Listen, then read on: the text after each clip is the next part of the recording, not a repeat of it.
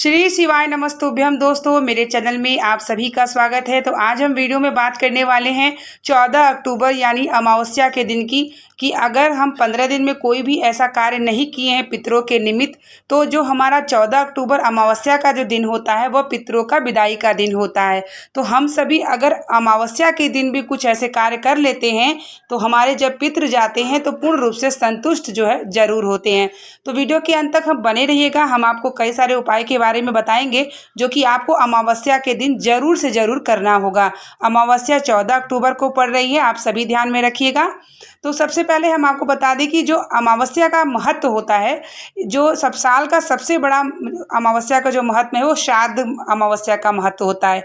उसके अगले दिन नवरात्रि लगती है। तो यह अमावस्या पे हमारे जो पितृ जो हैं पृथ्वी लोक पे आते हैं और उस दिन वह विदाई होता है उनका, मतलब अपने जो भी परिवार के सदस्यों के बीच में रह के जो पाते हैं, जो नहीं भी पाते हैं, तो भी उनका जो है अमावस्या के दिन शाम के समय में उनकी विदाई होती है, वह विदा लेते हैं।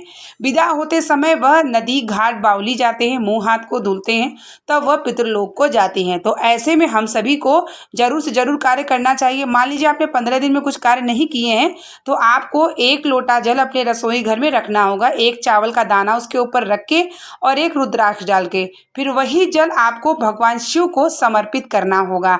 फिर वही जल आपको अपने घर में छिड़काव करना होगा, या आप अमावस्या के दिन सुबह भी कर सकते हैं। दूसरा है कि आपको शाम के समय जब अमावस्या के दिन जब पितरों की विदाई होती है तो आपको जरूर से जरूर किसी नदी, बावली या किसी वृक्ष, बट वृक्ष या पीपल के वृक्ष के नीचे दिया जरूर जलाएं। जब आप दिया जलाते हैं, पितरों की विदाई होती है तो पितृ पूर्ण रूप से संतुष्ट हो जाते हैं। और इस दिन आपको 12 से 2 बजे का जो बीच होगा अमावस्या के दिन, आपको किसी जल के पात्र में किसी में लेकर जाएं और उसमें काली तिल डाल के पितरों की स्मरण करते हुए वट वृक्ष या पीपल के वृक्ष या आपको बेल वृक्ष मिल जाए तो उसके नीचे जरूर चढ़ा दे अमावस्या के दिन।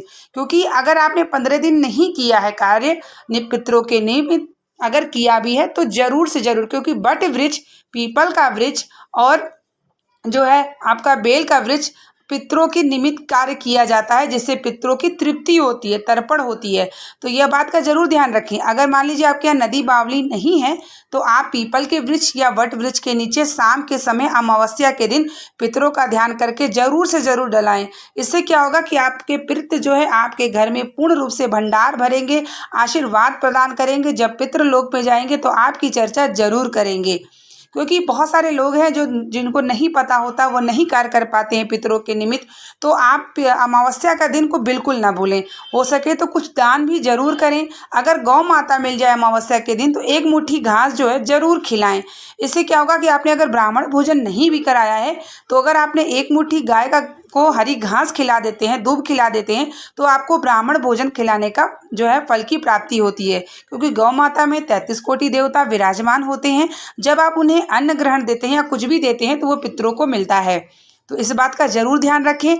और एक और उपाय है कि आपके घर में बहुत सारे अगर पितृदोष हैं, मांगलिक कार्यक्रम नहीं हो रहा है, बहुत परेशान है, तो आप अमावस्या के दिन शाम के समय अपने घर की डेहरी पे बाहर दक्षिण की ओर मुंह करके आपको 1 कटोरी में चावल लेना होगा और उसमें कपूर रखना होगा और आपको अमावस्या के दिन शाम के समय में वहीं जलाना होगा।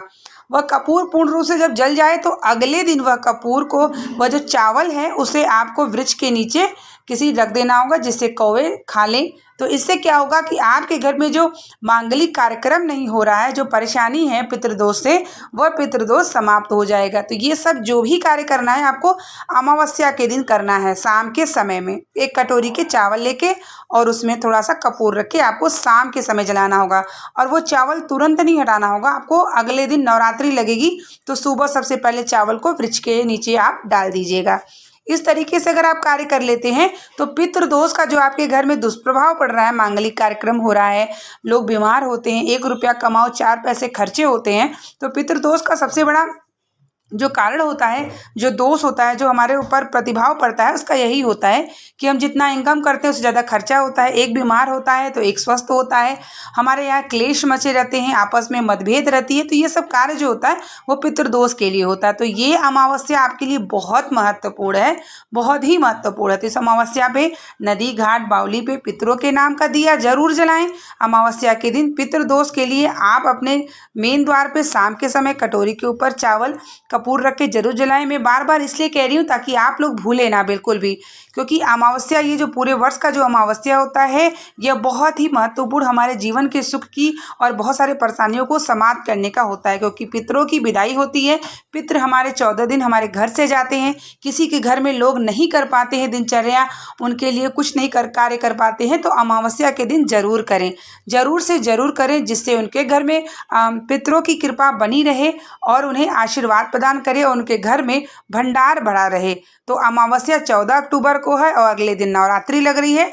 तो आप सब विशेष बात का ध्यान रखिएगा और भगवान शिव को जल समर्पित जरूर करिएगा। उस दिन जल लाके पूरे घर में छिड़काव करिएगा और महादेव से प्रार्थना करिएगा कि हमारे पितृ पूर्ण रूप से संतुष्ट हों और जब जाएं तो वह पूर्ण रूप से संतुष्ट हों। क्योंकि पितृलोक में जाते हैं तो आपके किए गए कार्य का वह जब आपस में पितृ लोग बैठते हैं, पितृ लोग तो बातें करते हैं कि हमारे घर में मुझे ये मिला वो मिला, और अगर आपके परिवार सदस्य कुछ नहीं करते तो वो रोते हैं, और जब वो रोते हैं तो वही पितृदोष लगता है। तो इसलिए मैं आप लोगों से विनम्र निवेदन करती हूँ कि अमावस्या के दिन जरूर से जरूर कार्य करें और अपने पितरों के निमित्त जो है कौवे के लिए जरूर कुछ न कुछ निकालें। मिलते हैं नेक्स्ट वीडियो के साथ, तब तक के लिए श्री शिवाय नमस्तुभ्यम।